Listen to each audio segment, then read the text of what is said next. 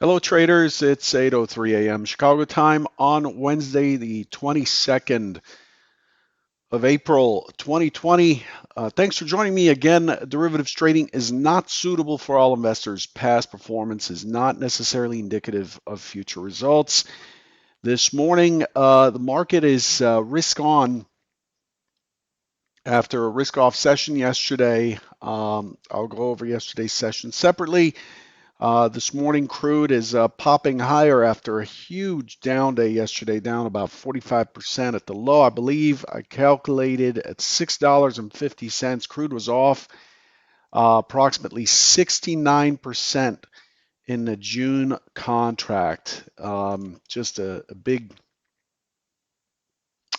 drop there.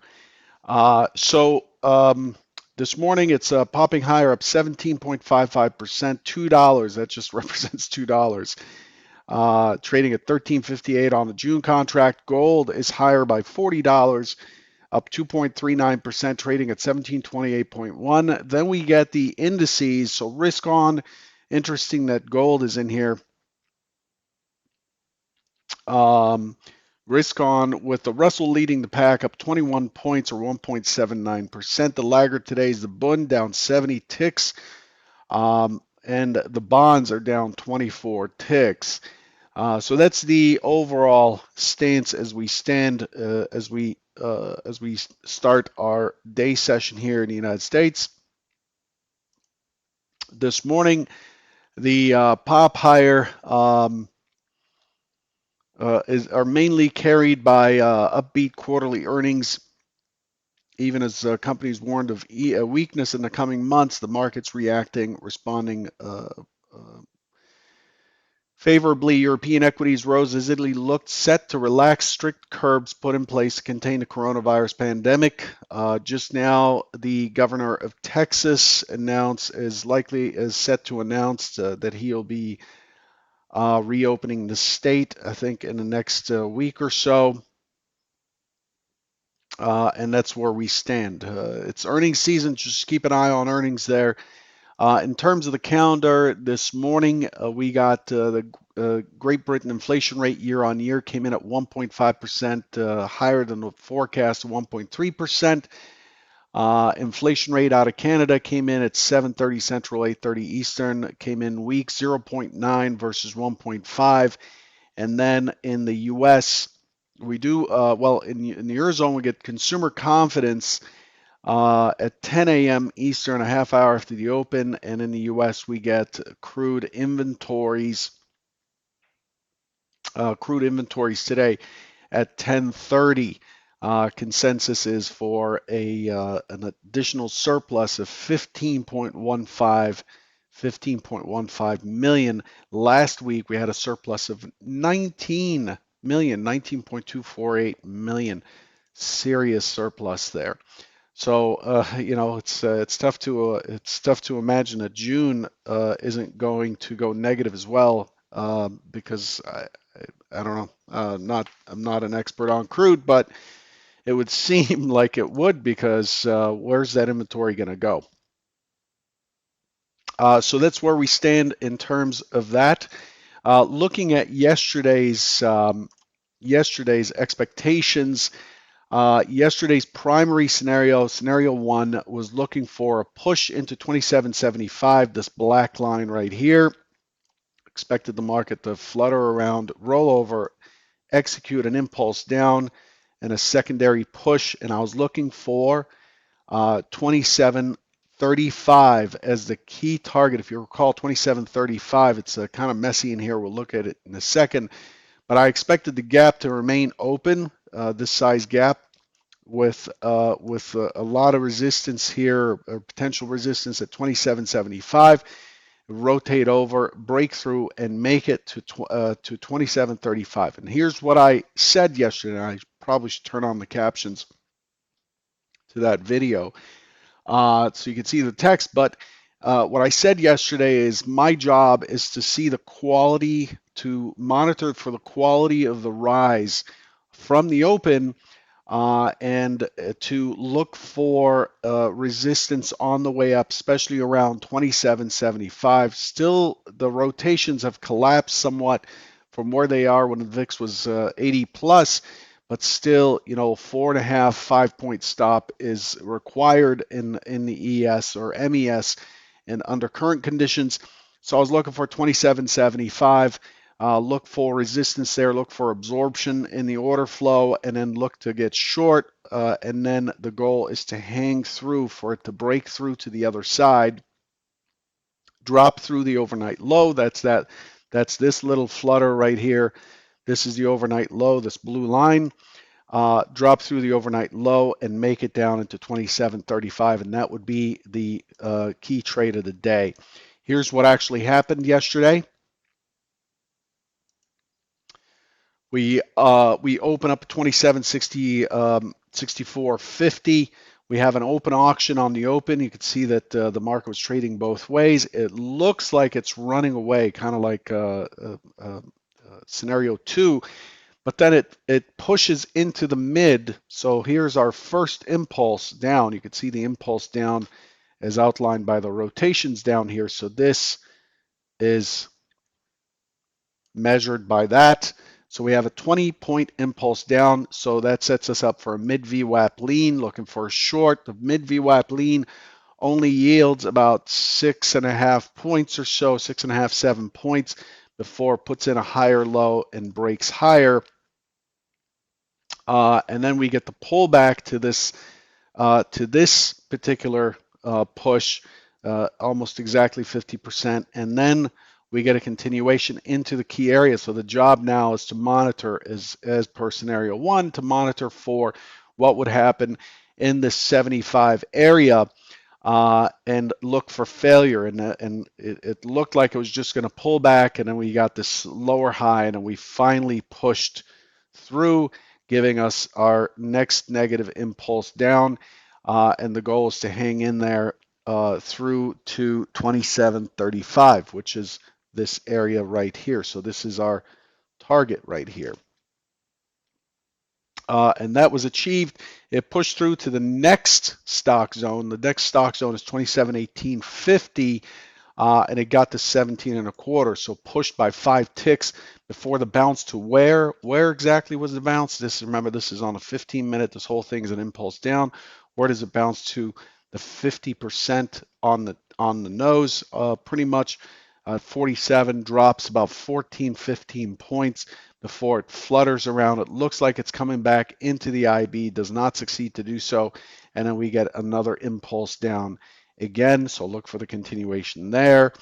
Potential push through the low, unable, and then from here on out, from this point where it puts in a higher low and comes back through the mid of the impulse down, or the mid of the impulse down over here, as soon as it does that, it's pretty much done, and it looks like it is balanced, as it did right here.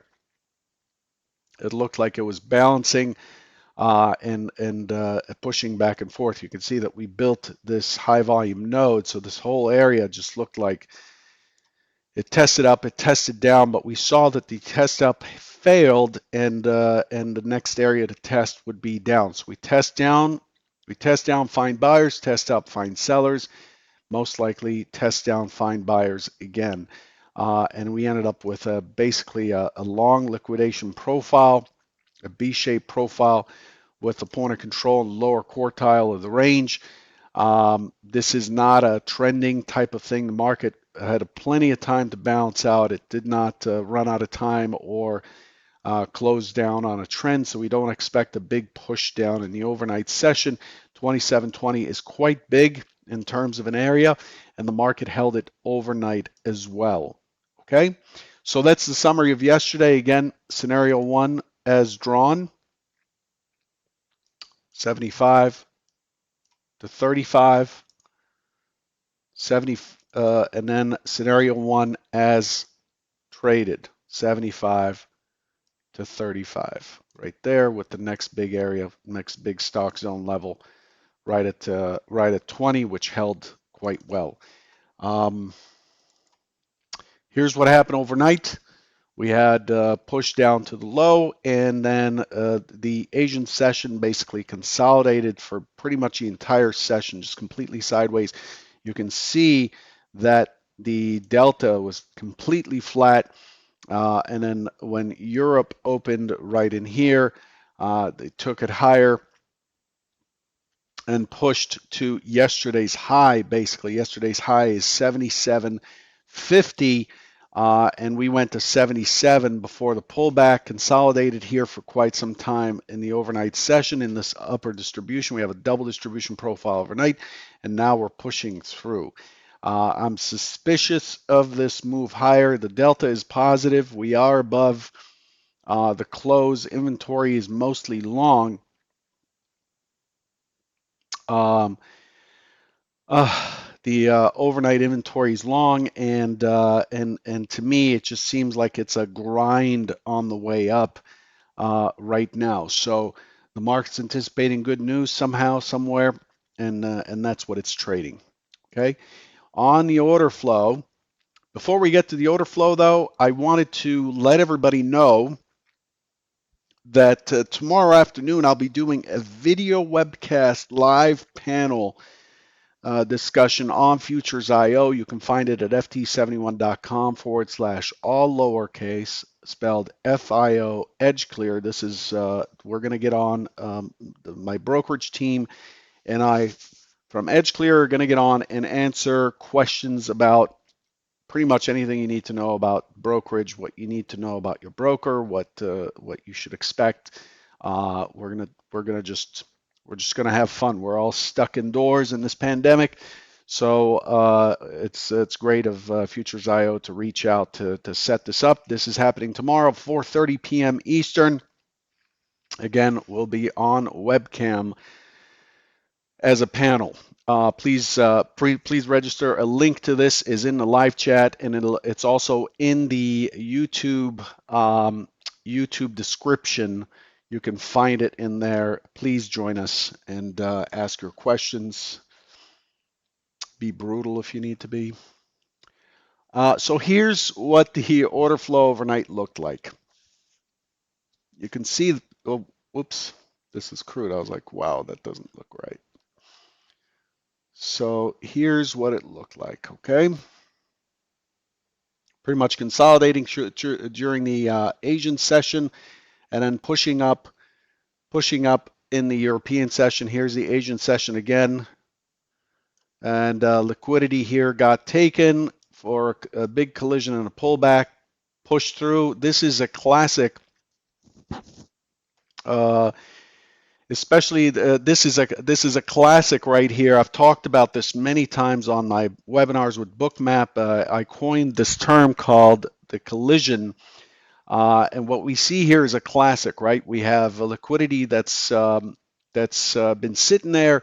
It pushes through, then it pulls back right to that collision zone right here. And generally, this for me personally is a scalping opportunity. When we pull back to liquidity like that, generally we find support. You can see that it's starting to get colored right there. And then we push to the next liquidity area, 2770. And we were consolidating for much of the European session in the zone, and now we're pushing through. We're pushing into the gap from yesterday. Let's take a look at what's above us. You can see how colorful the map is in the 2797 to 2800 area, and that's the key target for today. It's about 19 points up, 20 points up from here. I'm looking for the market to be responsive down into this zipper zone right here. Expecting it to be responsive to here on the open, and then likely to turn up and start pushing towards that 2800. This is what I'm looking for. I'm looking for this gap to get filled, which takes us into 2804, 05. Again, you can see the liquidity is very heavy above. Below us, we have some liquidity coming in at 62 and 55, but the key liquidity is at 2750. 2750 was a struggle yesterday. That was the first bounce point That was the first bounce point yesterday before it pushed up to 75. So anything above that 50, I'm expecting to see 2,800. That's where we stand this morning as we come in. Looking at what's ahead for the session, let's take a look here. What's ahead for today? Here we go. So, scenarios. Again, the biggest areas to outline. We're kind of stuck. Look at where we are in the bigger picture. Where we are in the bigger picture. Overall, we're in this composite here, right? That's that 75. That 75 area that I was talking about yesterday. We are basically stuck in balance. We've got very important to note, by the way, here we've got three distributions on this. So the question for the auction is, we are in this middle distribution, so I'm expecting an open auction just out of range. I'm expecting it to fall back to 75, potentially test into 54.50 before it finds that big band of liquidity that I talked about in the 50 area, the 50, 54, 50 area. And then I'm looking for it to turn back up to 75 and then push through and start attacking this 2800 level before it pushes into 2810, 2805. That's what I'm looking for today. I'm looking for a continuation of the gap up, but I'm looking for this gap to close as well. So responsive selling is very likely. Secondary scenario is, again, as long as we are in this middle distribution, as long as we have not cleared those low volume nodes. Again, low volume node above us is 2807 or so, and that's the key target above 800, 805, 807. And then below us, I'm looking for that 50 area, which outlines this particular low volume node. So as long as these hold, those will be those are likely to act as the boundaries above and below. Once it breaks through, then we're looking for the next high volume node, which is right here, and that would become the next big target, and that would be 2730. Yesterday we went to 2720, and it's likely to drift down to 2720 again. So the secondary scenario is an open that pushes up immediately, gets into the 95, 800 area, impulses back down, comes back to the open, consolidates, moves to 50, and then starts to move back to 35 again before it bounces again. Why am I expecting it to be so choppy? It's because we are essentially in a triple distribution balance zone here, and we just need to keep that big picture in mind. Remember, trade the big picture in your smaller time frame. The market has a mandate or a task, and that task is to test as high up as it needs to find sellers, and test as low as it needs to find buyers. And the goal is to find as many buyers and sellers to agree, and that's how we form these high volume nodes in the volume profile. These are agreements between buyers and sellers, and by definition, they have to be agreements because trading wouldn't happen if price is not agreed upon. And so the market moves from low volume node to high volume node to the other side, back to high volume node or through, and so on and so forth. These are the two main scenarios. The key areas to pay attention to: 2805, 2800 with that liquidity. It also closes the gap, but 2805 is pretty big. 2775, 2750, 2735, 2720, and so on and so forth. You guys know very well what those prices are. Beneath there, 2700 is a low volume node on the composite. And then once we break through the 2805, then we are likely to push into the 2815 and start filling, testing this balance up here.